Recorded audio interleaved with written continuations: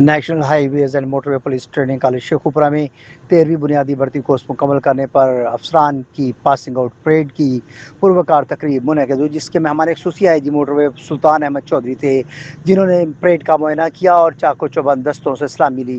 اس موقع پر تربیت مکمل کرنے والے افسران نے اپنی نئی ذمہ داریوں کا حلف بھی اٹھایا۔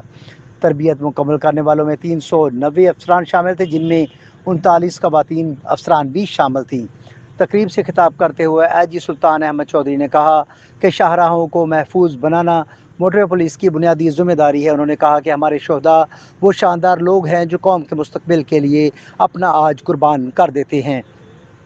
Commandant training college D I G Masroor Alam Kolachi نے اپنے خطاب میں کہا کہ تربیتی ادارے میں پیشہ ورانہ مہارت کے ساتھ کردار سازی پر بھی خصوصی توجہ دی جاتی ہے۔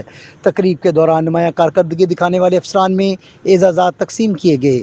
بعد ازاں سلطان احمد چودھری اور مسرور عالم کولاچی نے شہداء کی یادگار پر حاضری دی، پھول رکھے اور شہداء کے درجات کی بلندی کے لیے دعا کی گئی۔